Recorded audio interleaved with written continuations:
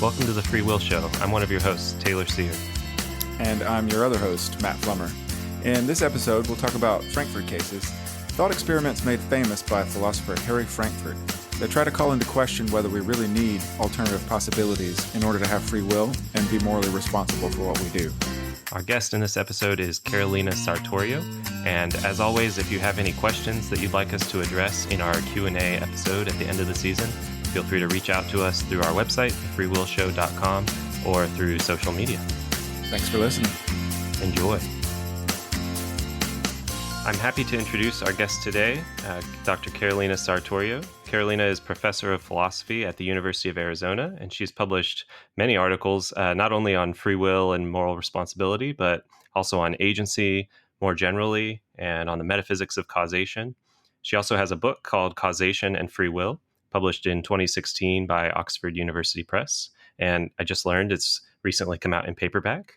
So thanks for joining us, Carolina. Could you start by telling us and our audience a little bit about yourself and how you came to be interested in working on free will? Yes. Hi, guys. I guess I've always been interested in the intersection of two areas in philosophy, metaphysics and ethics. I did my doctoral dissertation on the topics of causation and moral responsibility and the connections between them. And then that led me naturally to be interested in problems in the philosophy of action, and in particular, problems about agency and more specifically moral agency. And the problem of free will is a central problem in the philosophy of action, and it has to do with both metaphysics and ethics, because it concerns our position in the natural world, who we are and the relation to the rest of the world, what kinds of beings we are. Are we like other natural beings, or are we different in some important respect? And thus, how we can act freely and be morally responsible for what we do, if we can at all. So this is a fascinating, old, perennial problem in philosophy that, of course, we care deeply about. So I wanted to see if I could shed some light on it and make some sort of contribution. Excellent. Yeah, thank you. Well, our topic today is going to be Frankfurt cases. Can you explain a little bit to us about what the main target of Frankfurt cases are, and then explain a little bit about what a Frankfurt case is? Sure. So the main target of Frankfurt cases is the classical or traditional picture of free will, which is basically captured by the so-called principle of alternative possibilities, sometimes abbreviated as PAP, Principle of Alternative Possibilities. And this is a very natural, intuitive view of free will, according to which having free will is a matter of having options to choose from. And these are the alternative possibilities that the principle refers to. So it must be the case, in order for us to have free will, that we could have acted other than we did. This is the branching paths idea of free will. It requires that at least at some key points in our lives, we have these branching paths to choose from. And if you reverse the principle of alternative possibilities, which again says free will or moral responsibility require alternative possibilities, you get, if there's just one single path, then you can't act freely. And of course, the thought there is if there's just one single path, it seems like you're forced into that single path, and thus you can't act freely. So let's just illustrate with some examples. If somebody points a gun to your head and asks for your money, you're being coerced into giving them your money. It seems like you're forced into that single path. That's the only reasonable alternative you have in that case. And thus you don't act freely when you hand the money. Or if somebody slips a drug into your drink and that drug forces you to act badly, then same thing. You're forced into that course of action. So you didn't have alternatives. You didn't act freely. So this picture of free will was pretty much universally accepted before Frankfurt, before the publication of Frankfurt's 1969 paper on moral responsibility and alternate possibilities. Pretty much everybody accepted it, and this includes both compatibilists about free will and incompatibilists about free will. So compatibilists are those who believe that our having free will and our being morally responsible is compatible with the truth of determinism, where determinism is the idea that given the full state of the world in the past, including the remote past, and the laws of nature, there's just one way in which the world could have evolved, and that includes the behavior of every human being. So compatibilists believe that that is compatible with our having free will and our being morally responsible. And then incompatibilists, of course, are the ones who believe that that's not the case, that if determinism is true, we can't act freely and be morally responsible. So pretty much everybody accepted this idea that PAP captures, that freedom requires alternative possibilities and moral responsibility requires alternative possibilities. So compatibilists used to say, well, in the relevant sense, even if determinism is true, you still have alternative possibilities, because the alternatives, or whether you have alternatives, is not settled by the full past in the remote past and the laws of nature.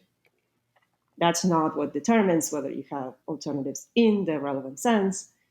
Whereas, of course, incompatibilists believe that that's not the case, that in the relevant sense, you don't have alternatives if determinism is true.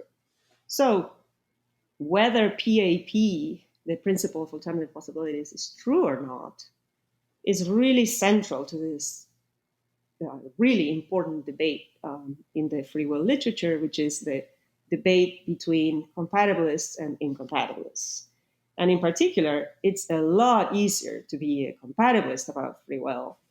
So to believe that you can have free will in a deterministic world if it turns out that PAP is false. So because even if determinism ruled out alternatives, that wouldn't necessarily mean that we can't act freely in a deterministic world. So that's why Frankfurt's paper was so significant, because of the key relevance that it had for the compatibilism-incompatibilism debate. Thanks. That's very interesting. So maybe now we could ask, what exactly is a Frankfurt case? So what does it allegedly show? How so? And maybe you could give an example of a Frankfurt case. I guess the general definition of a Frankfurt case is it's a case that is designed to show that we can act freely and be morally responsible without having alternative possibilities. So there are examples that allegedly show that we can have free will even in the absence of alternative possibilities, which again is something that makes the life of compatibilists a lot easier, right? So that is what they are trying to show. And before I describe an example of a Frankfurt case, if you don't mind, I'll start by describing the underlying reasoning that Frankfurt was using in that paper, which will lead us to the description of a Frankfurt case and to an example. Yes, that sounds great. Yeah, go for it. Okay, good. So the thought that Frankfurt had is that PAP, again, the traditional classical view of free will, is a very intuitive, natural picture of free will, but it's in fact based on an illusion. It's just an illusion. It's a mere appearance. So the Frankfurt cases are examples that are basically attempts at disarming or dismantling that illusion. So the thought is PAP appears to be true, and only appears to be true because it's just an appearance, it's just an illusion. Because in typical cases where we can't do otherwise, so where our behavior is inevitable, it turns out we don't act freely. We don't act freely because our acts have the wrong kinds of causes. So the causes that bring about our behavior in those cases turn out to be precisely the factors that make the behavior inevitable. So in cases where we can't do otherwise, as a matter of fact, we tend not to act freely because our behavior is caused in the wrong kind of way by the factors that make the behavior inevitable. So to use the examples from before, where somebody points a gun to your head and coerces you into handing the money, or somebody slips a drug into your drink and forces you to act badly, the very same factors that make it the case that your behavior is inevitable are the factors that are causing your behavior. So you're basically only handing the money because somebody's pointing a gun to your head. And you're only acting badly because somebody slipped a drug into your drink. So that's the thought then. When we can't do otherwise, when there are no branching paths, that tends to go hand in hand with the lack of freedom because the behavior has the wrong kinds of causes. So that results in the illusion that the branching paths are needed for free will. Now, Frankfurt says it doesn't have to be like this because those factors can come apart from each other. So the factors that make our behavior inevitable can come apart from the factors that bring about our behavior. Although usually they tend to go hand in hand, we can imagine cases where they don't. And in those cases, we see the truth about the matter, which is that we didn't need to have alternative possibilities to act freely. So necessarily, those cases are going to be quite artificial because in normal cases, in real life cases, again, when we can't do otherwise, we tend not to act freely. So those artificial cases that are designed to show what matters to free will are the Frankfurt cases.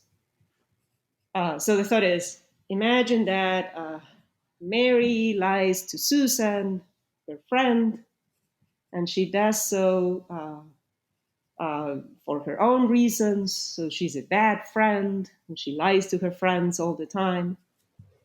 So those are the causes of Mary's behavior. Now, as it turns out, there are other factors that make her behavior inevitable, that those are not the causes in a Frankfurt case. So those factors stay purely inactive in a Frankfurt case. They're passive, they're not active. So in the most popular version of a Frankfurt case, one of the examples that Frankfurt himself thought of, the factors that make it inevitable are basically encapsulated in the figure of an evil neuroscientist, right? Or somebody who is very powerful and very resourceful. So he has secretly inserted a chip in the agent's brain, in Mary's brain, and with that chip, he can basically do two main things. One is to monitor the agent's deliberation and thinking process. And the other is he can intervene, if needed, by making the deliberation go in a certain way in order to guarantee that the agent makes the choice that he wants her to make. So he has inserted this chip into Mary's brain, which guarantees that if she doesn't decide to do it on her own, then she will still end up lying to her friend, Susan. So how does that work exactly? Again, there are different versions of these cases. In one version, he uses a prior sign that he knows is reliably connected with the agent's making the choice on her own.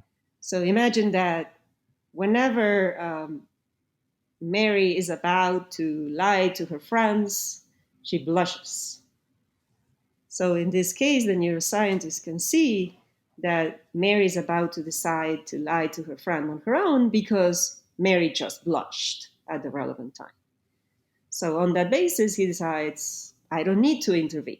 She's going to do it on her own, which is what I want. So that's what happens, right? So in the actual case, she makes the choice on her own. after having blushed, she lies to her friend Susan on the basis of her own reasons. The neuroscientist never has to intervene. So the thought is, these cases show or suggest that PAP is false, that an agent needn't have alternative possibilities in order to act freely and to be morally responsible for what they do. Because these are cases where the agent, on the one hand, can't do otherwise due to the presence of the neuroscientist, which guarantees that she's going to make that choice no matter what. And on the other hand, she is intuitively free and morally responsible when she makes that choice because she does it on her own, on the basis of her own reasons. So that's what the Frankfurt cases are supposed to show and how.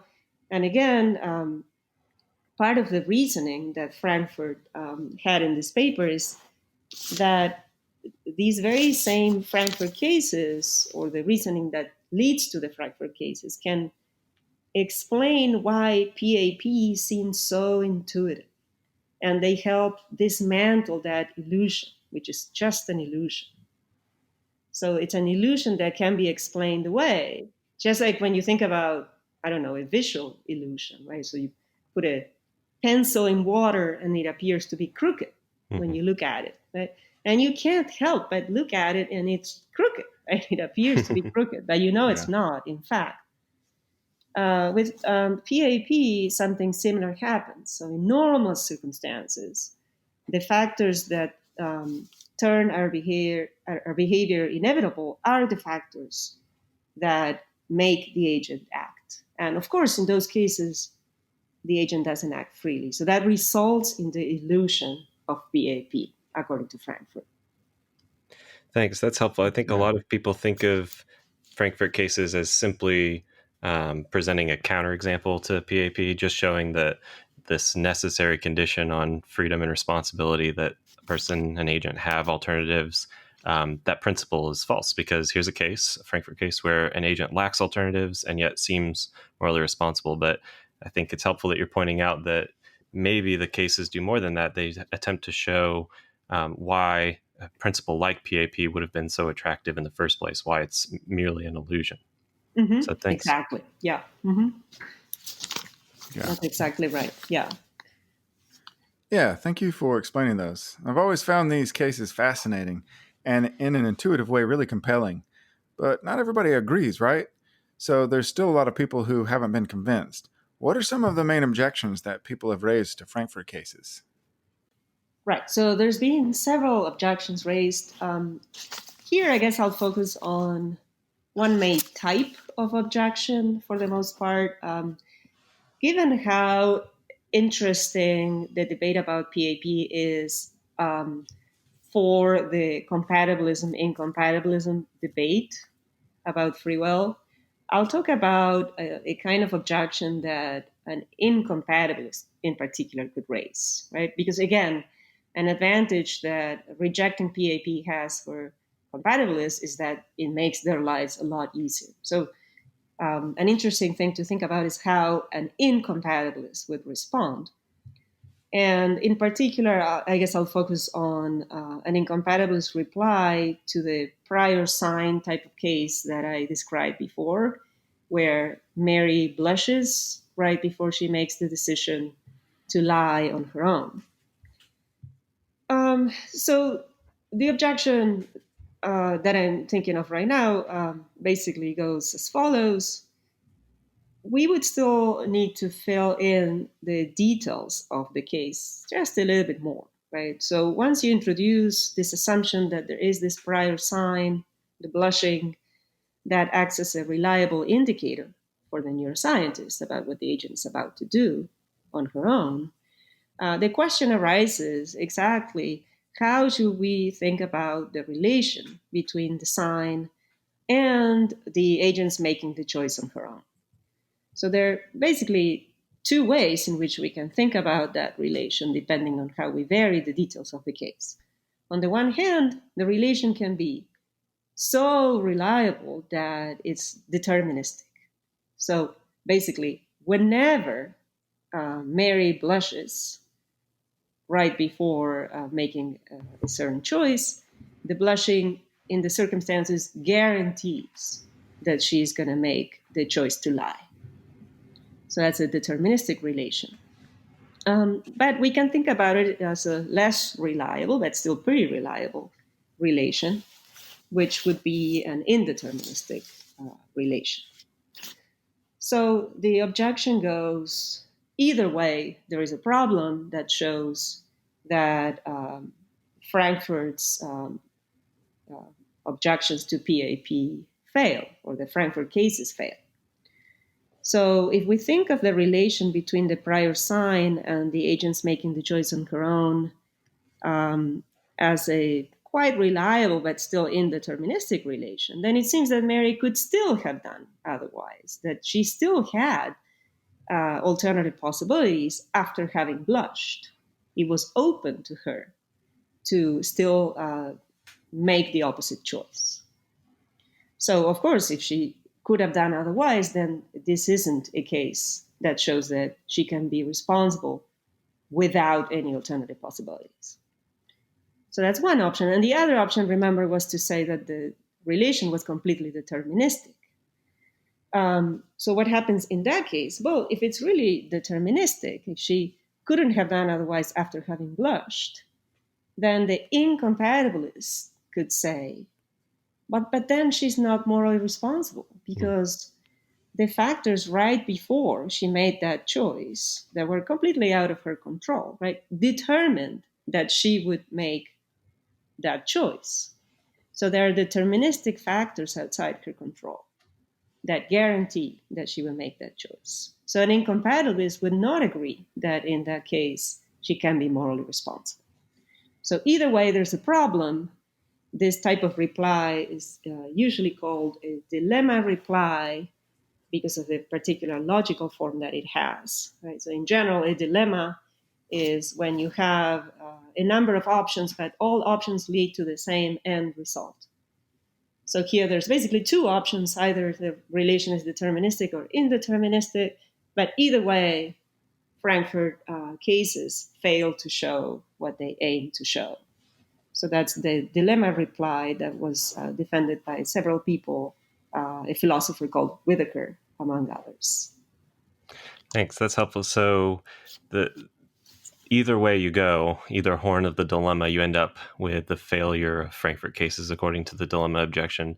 But on each horn, there's a sort of different reason for the failure. On one horn, the incompatibilist at least doesn't have any reason to think that the agent is morally responsible, since we're on that horn, there's a deterministic connection between these factors outside of Mary's control and then her telling the lie. But then on the other horn, it's not that she's not morally responsible. It's that, well, she still has alternatives, because if we leave indeterminism in there, some kind of indeterminacy, then we haven't gotten rid of all of the possible alternatives.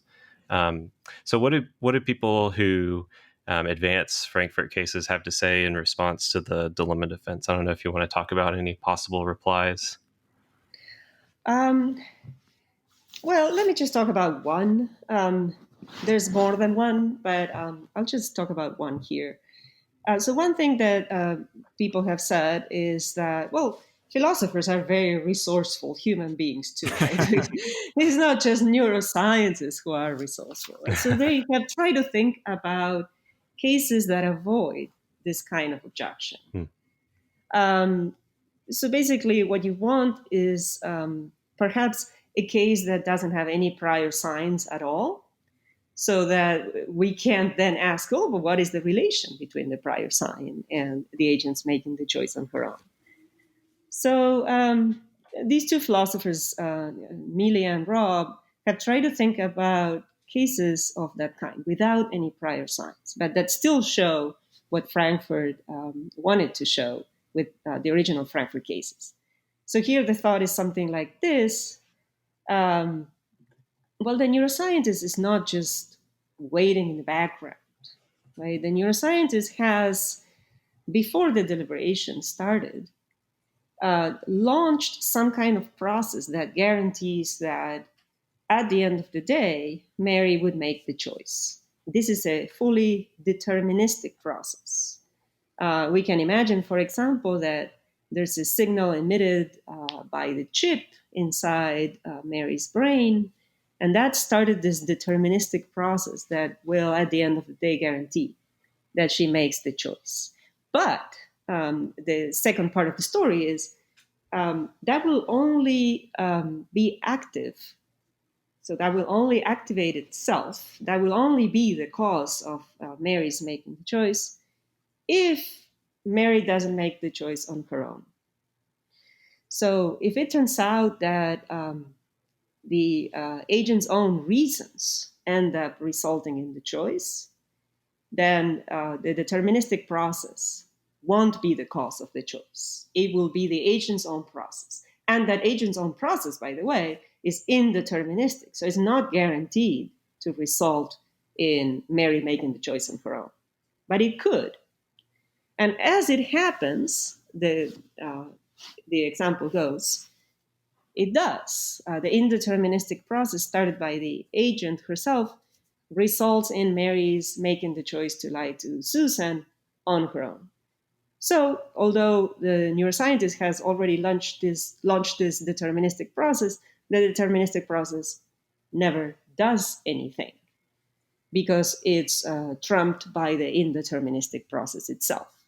So the thought is this avoids the dilemma objection, but it still shows what Frankfurt wanted a Frankfurt case to do, which is that the agent can act freely and be responsible because she does it on her own, despite the fact that she lacks alternative possibilities, which in this case she does anyway, even if it wasn't guaranteed that the indeterministic process would go to completion. It was guaranteed that she would make the choice. But again, of course, there's been some resistance, although it seems that this case avoids the dilemma objection.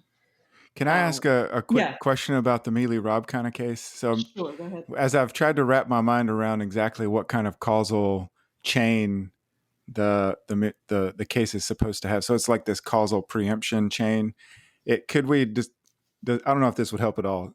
Is it like a Rune Goldberg machine where somebody starts something, so a simple process, and then there's a causal chain that goes down the line, but at any point you could something else could stop it.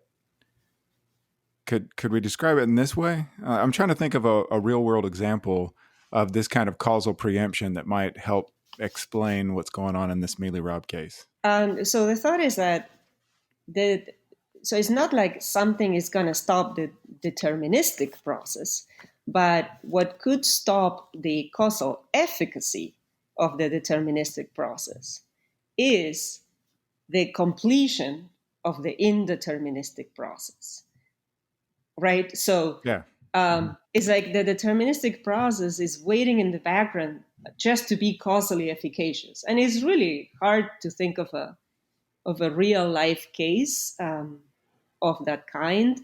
So people who work on causation have tried to think of cases. These are typically called trumping preemption cases, by the way, in the causation literature, which have this kind of structure, right? So there's these two processes that are started basically at the same time, but one of them would trump the other, right?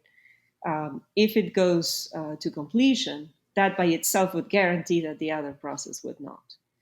But I mean, even in that literature, there's a debate about whether that actually describes a possible causal process. So some people would accept that assumption, but other people would not, and they would try to redescribe the case in other terms. Like, for example, maybe both of them are causes in that kind of case. What you have just described is not possible, right? So I don't want to get into the details of that debate, but if it sounds hard to imagine exactly what's going on inside the agent's brain in order to make this a real possibility, it's because it really is hard.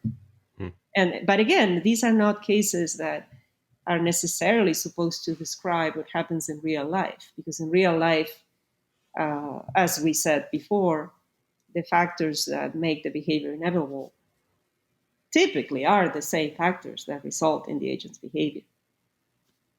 So these are very artificial cases anyway. Yeah. Hope that helps. Yeah. I was going to say that there's still some resistance. One way to resist it would be to just deny the possibility of the case, like you were doing before.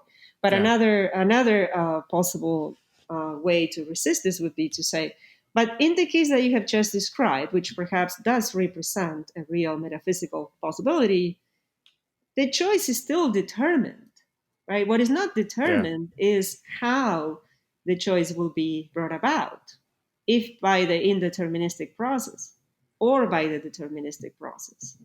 But the choice itself is determined. So some incompatibilists are likely to say, but wait a minute, the agent is not responsible for having made the choice. Perhaps all that she's responsible for is something like having made the choice on her own. But she cannot be responsible for having made the choice if the choice was determined.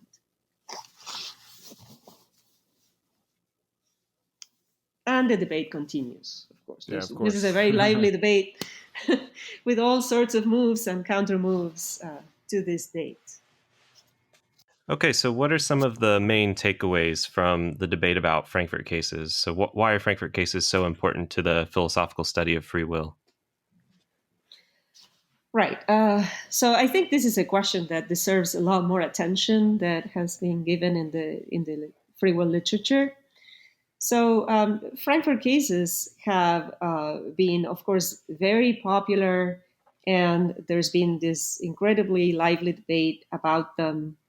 Many people have, in fact, been convinced by them, and others have not been convinced. And we've discussed some of the reasons why, in particular, incompatibilists or some incompatibilists have find ways of rejecting the reasoning behind Frankfurt cases. But I think Frankfurt cases and the reasoning behind them is extremely important to debates about free will, even if they can be used to prove once and for all that PAP is false. So I don't want to take a stand on that issue.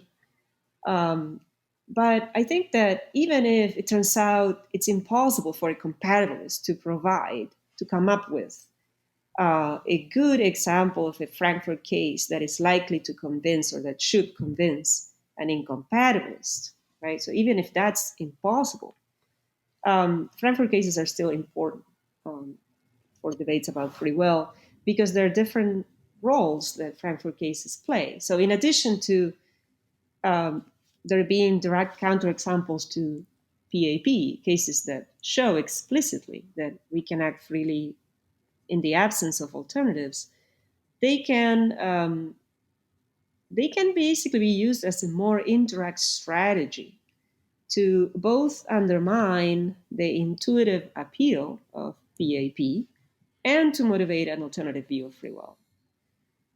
So we've already discussed the way in which Frankfurt cases can be used to basically uncover PAP for what it is, which is an illusion or a mere appearance, right? And as a result, to discredit PAP or at least to cast some doubt on its initial appeal or to suggest that it shouldn't be taken seriously, right? Because as we've discussed, it's just like an illusion, the illusion with the pencil in the water, where you can explain at the same time why it's fake, but why it seems that way. Here you can explain why it would have seemed so natural to think of freedom in these terms. Right? Again, because Frankfurt cases are artificially separating the actual causes of the behavior from the factors that make the behavior inevitable.